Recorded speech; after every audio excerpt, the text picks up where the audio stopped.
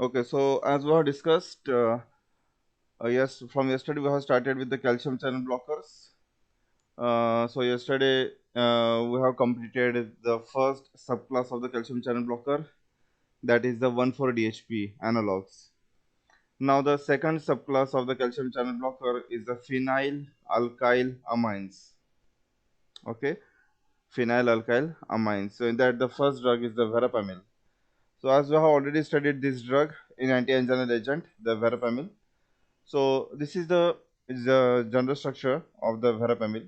So this, if you check out the structure, then it contains nitrile as a functional group. So over here it is the nitrile.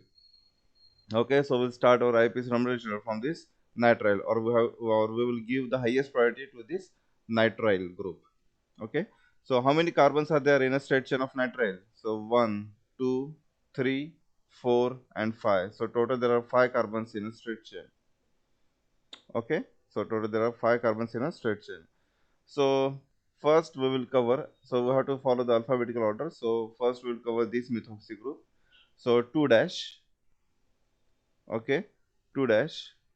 Okay, wait for a second. Yeah. So you have to follow this alpha IPS nomenclature, which is given at the bottom of the slide. Okay, don't follow this which is given at the top. You have to follow the IPC nomenclature, which is given at the bottom. Okay, so 2 dash, 1 2 2 dash 3 4 dimethoxyphenyl, then 5 carbons in a straight chain, so 5 dash, then 2 dash, then again 3 4 dimethoxyphenyl, ethyl, methyl amino, methyl amino, then 2 dash. Now there are 3 carbons in a straight chain, and to the second carbon these substituents are attached. So it is propan 2YL, and the remaining portion, that is the pentane nitrile. So this is the IPC nomenclature of the verapamil. Now verapamil is a coronary vasodilator and is the prototype of the calcium antagonist used in the cardiovascular diseases. This drug is used in the treatment of various cardiovascular diseases like the angina pectoris and the arrhythmias. The verapamil is having the major effects on the slow calcium channel. As we know, these agents, they act on the L subtype of the calcium channel. As we have already studied in the previous lecture, that there are total 6 subtypes of the calcium channel: P, Q, R, L, T, and N. Right? So this verapamil agent, it specifically act on the L type of the calcium channel. So if they bind to this calcium channel, and if they inhibit this calcium channel, then what is the result? Then it result in slowing the AV conduction and the sinus rate.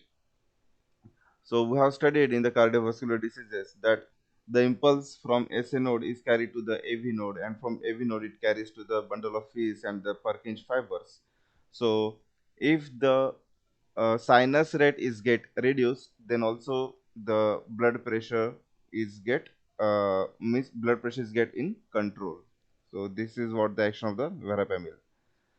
Then this agent is separated into its optically active isomers, of which levorotatory enantiomer is the most potent. Regarding the metabolism, it undergo N-dealkylation. So over here it undergo N-dealkylation followed by O-demethylation.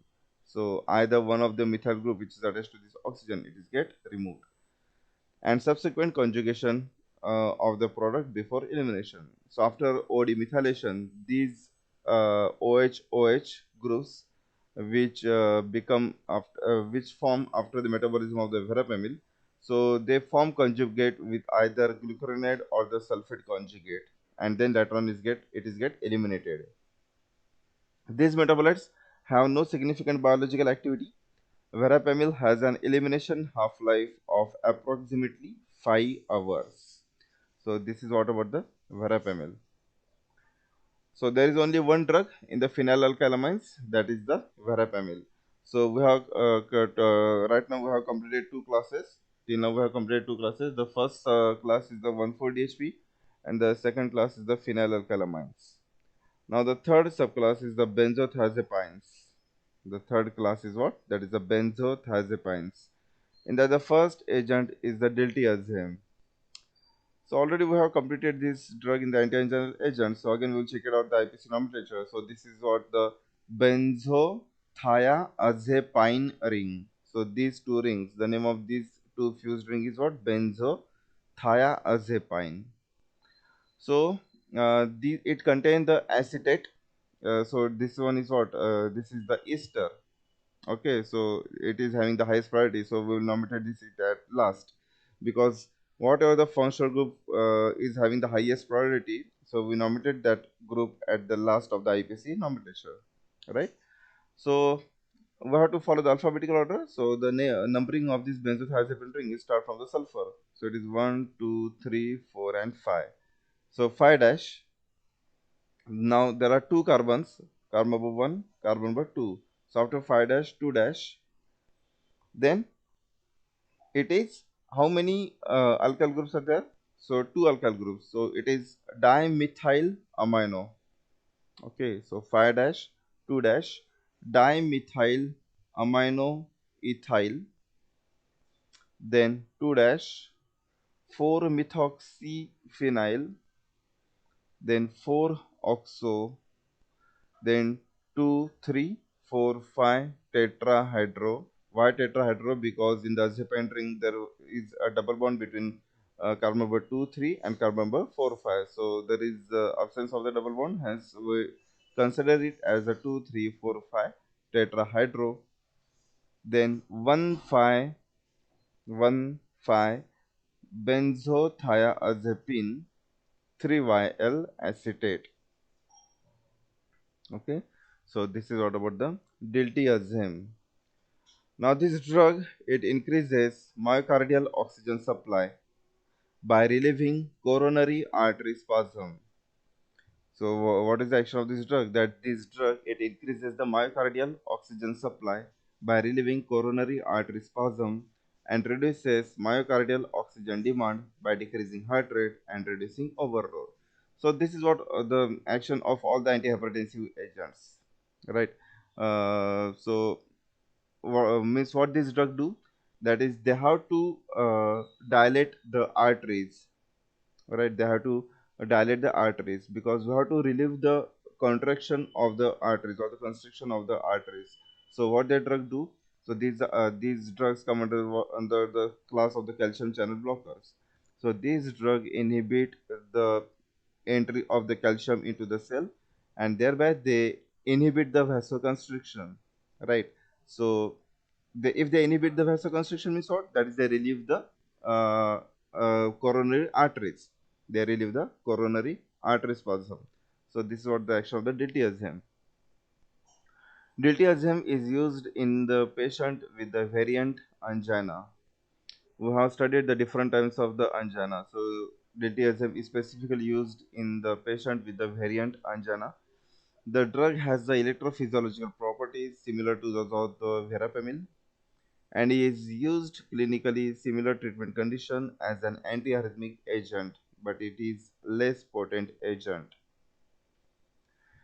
Now this drug is rapidly absorbed and almost completely from the digestive tract, and its peak plasma level is about 1 hour. Regarding the metabolism, this drug undergo deacetylation. So this acetyl group is get liberated, resulting in the formation of what? OH. Then oxidative O and N demethylation. So O demethylation is over here and E demethylation is over here. And conjugation of the phenolic metabolite. And also it results in the formation of what? Conjugate. So whatever the OH is formed after demethylation, so it undergo conjugation either with the glucuronide or the sulfate before the elimination. So over here the metabolites are given. So this is the structure of the diltiazem. Then this is the metabolite which is formed after the deacetylation reaction, results in the formation of the deacetyl diltiazem. Then O demethylation results in the formation of this metabolic product, and the N demethylation results in the formation of this metabolic product. So this is what about the metabolism of the diltiazem. So this is what about the calcium channel blockers. So we have studied three classes. The first subclass is the 140 HP, then the phenylalkylamines, and the previous subclass is the benzothiazepines, right? So now the next major class of the renin-angiotensin pathway inhibitors is the renin inhibitors. Renin inhibitors. As we know, what is the role of the renin? We have already studied in the first lecture of the renin-angiotensin pathway system. That is, renin convert angiotensinogen into the angiotensin 1, and and when renin is get released, yes, when renin is get released, right? So when renin is get released, that is when blood is coming to the nephron. If it is not sufficient, then the cells which is attached to the afferent arterioles, it release the renin. And also the macula densa cells, we have discussed this, the macula densa cells which are present at the end of the nephron, they also release the renin, right? So the cells which are attached to the afferent arterioles and these macular densa cells, collectively it is called as the juxtaglomerular apparatus. So these cells release the renin. So this is the class that is a renin inhibitors. In that there is only one agent called as the aliskiren. Okay. So renin is an enzyme which is secreted by the kidney in response to decreases in the glomerular filtration rate, which is typically a result of the low blood volume. It is a 340 amino acid protein that participate in the renin-angiotensin system. This renin is responsible for cleaving angiotensinogen, which is produced in the liver to angiotensin 1. As indicated previously in this chapter, angiotensin 1 is converted to angiotensin 2, which play an important role in regulating blood pressure, among other physiological events. Inhibitors of renin have usefulness in managing cardiovascular diseases such as hypertension and heart failure, and because of their ability in reducing the influence of the renin-angiotensin system through reduced biosynthesis of angiotensin 2 and the other bioactive intermediates. So what we have discussed previously, so this is all given in this slide, right? So what is the role of the renin? So the drug, the name of the drug is what? Aliskiren. So this is the structure of the aliskiren. As we have discussed, this is a peptide. Okay, so it's having a bigger structure, a little bit bigger structure. So uh, if you check the structure, so it contains amide as a functional group. So if you check this first, carbon number 1, so this group collectively it is what? It is a amide. So how many carbons are there in a straight chain? So 9 carbons are there in a straight chain. So it is called as a nonamide. Nonanamide. Okay, nonane. Nonane ka nonanamide. Okay. So now we will follow the alphabetical order. So over here there is the amino group at the 5th position. So first we nominate that amino group. So it is 5 amino, 5 amino.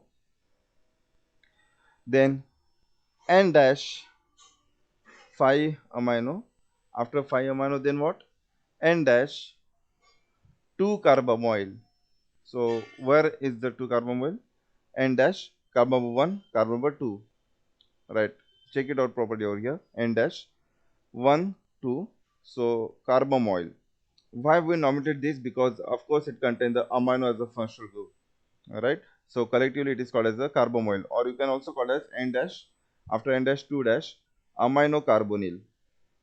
Okay, so we have to follow the alphabetical order. So keep in mind these things. And hence first we nominated this 5 amino, then later on N dash 2 dash carbamoyl, or you can call it as the aminocarbonyl. Then 2 methyl, as this is a straight chain, contain 1, 2, 3, 3 carbons, right? 3 carbons are there in a straight chain, but we nominated this as a carbamoyl, so we can skip this carbon. So carbon 1, 2 and 3. So there are 3 carbons over here in a straight chain, 1, 2, 3. So there is a methyl group which is attached at the second carbon. So it is 2 methyl and then propyl.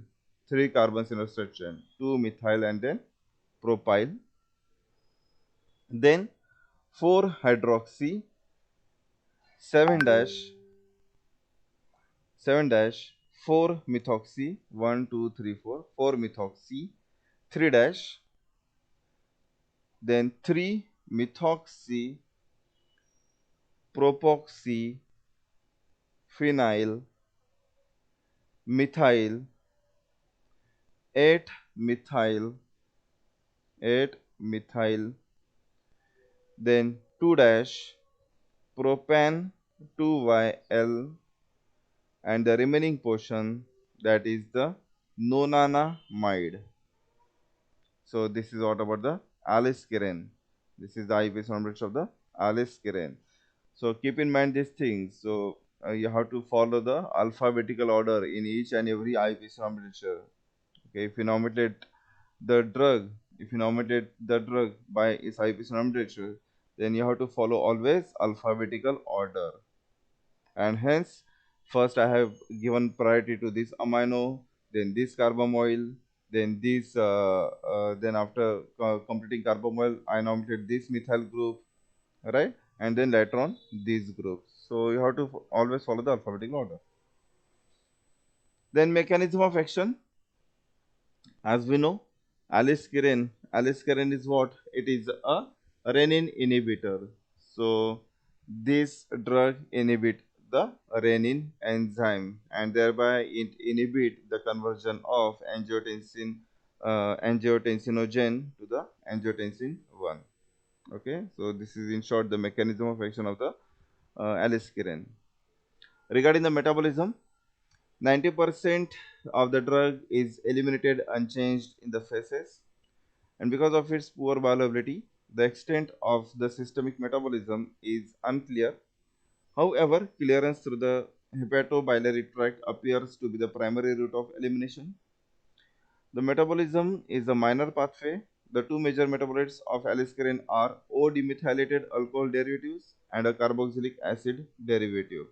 Okay, so in short, this drug is eliminated in its unchanged form, and again the metabolism of the drug is unclear, but it is found that this drug is metabolized by the O-demethylated alcohol derivative and a carboxylic acid derivative by the isoenzyme CYP3A4. Okay. Now the next class of the renin-angiotensin pathway inhibitor. So this is the last class, that is the aldosterone antagonist. So again we have already studied this class in anti-anginal maybe, that is aldosterone antagonist. So the drugs are the spironolactone and the eplerenone. So aldosterone hormone is a hormone which is produced by the adrenal gland. The hormone acts mainly in the functional unit of the kidney to aid in the conservation of the sodium secretion of potassium, water retention, and to stabilize the blood pressure. So this aldosterone, it retain or it conserve the sodium ion, potassium ion, and also it retain the water. So we have to excrete this ion, as if we have to regulate the blood pressure. So we have to excrete the reabsorption of this ion. So how we will do this? So by inhibiting the aldosterone. So this is the class. The name of the class is aldosterone antagonist. So the first drug is the spironolactone. So as we have already studied this drug, the IPC nomenclature we also already studied. So this drug contain the pregnenolone ring, right? This drug contain a pregnenolone ring, and to this pregnenolone ring at the 17th position there is a lactone ring, and at the 7th position there is a acetyl thio group. Thioacetyl group is there at the 7th position, and this group is important for the binding to its receptor, right? If there is the absence of this group, if there is no any group at the 7th position, then it become a aldosterone agonist. So there is a very huge importance of this acetyl group at the 7th position. So spironolactone, it inhibit aldosterone for its binding to the mineralocorticoid receptor, and thereby it interferes with the reabsorption of sodium and the chloride ion and the associated water. Mineralocorticoid receptor antagonist activity is depend on the presence of alpha lactone ring on the C17 and a substituent on the carbon number 7 in spironolactone and structurally related compounds. The interaction of the C7 unsubstituted agonists such as aldosterone with a methionine residue in the mineralocorticoid receptor ligand binding domain is important for the receptor activation and subsequent transcription. Wait for a second. Okay. So this is what about the spironolactone, that as we have discussed, the substituent at the carbon number 7 position is important, and also the lactone ring on the 17th position is important for its binding. Okay. The most important renal site of these receptors and hence the primary site of action of spironolactone is the late distal convoluted tubule and the collecting system or the collecting duct. So this is what the important site for the drug. So this is what about the metabolite of the spironolactone. Spironolactone is get metabolized into the candrenone by the reduction. The spironolactone is metabolized into the candrenone, and the candrenone is further oxidized into the carbonic acid anion. Okay. So this is what about the metabolism of the spironolactone. Regarding the side effects, side effects are vomiting, diarrhea, and stomach pain or the cramps. Then dry mouth and the thirst, dizziness, unsteadiness, and the headache. Then gynecomastia, that is the enlarged breast tissue in men, and breast pain in women. Irregular menstrual periods and the postmenopausal vaginal bleeding. Then the erectile dysfunction, then the deepening of the voice and increased hair growth, then the drowsiness, tiredness, and the restlessness. So these all are the side effects of the excessive use of the spironolactone. Then the next agent is the eplerenone. Now, eplerenone is the newer drug that came out of efforts to develop the spironolactone analogs with reduced adverse effects. So, eplerenone is nothing but the derivative of the spironolactone. In addition to the lactone ring and C7 substituent, in this case an acetyl group, which are the important for mineralocorticoid receptor antagonism, eplerenone has 9,11 epoxy group as a part of its structure. So I think we have already studied this in the anti-angiogenic agent, eplerenone agent. So there is the additional group at the position 9 and 11, that is the epoxy group. If you check the structure with the spironolactone, okay, and also spironolactone contain the sulfur group at the 7th position. So there is no any sulfur group, there is only acetyl group at the 7th position, but the addition is what, that is the epoxy group at position 9 and 11. Like spironolactone, it binds to the mineralocorticoid receptor and is an aldosterone antagonist. However, it has 20 to 40 fold lower affinity for the mineralocorticoid receptor than spironolactone. This reduced binding is believed to be due to the epoxy group. Nevertheless, eplerenone is an effective diuretic and has certain therapeutic advantages over spironolactone. So this drug is 20 to 40 fold having lower affinity towards the MR receptor because of the presence of this 9,11 epoxy group. So there is something disturbances because of the presence of 9,11 epoxy group for the binding of this drug to the receptor, and hence it is having 20 to 40 fold lower affinity as compared to the spironolactone. This is what the metabolites of the eplerenone. So this one is the 6 beta hydroxy eplerenone, then the 6 beta 21 dihydroxy eplerenone, then the 21 hydroxy eplerenone, and the 3 alpha 6 beta dihydroxy eplerenone. All of the metabolites are formed in the liver by the isoenzyme CYP3A4, and all the metabolites are the inactive metabolites.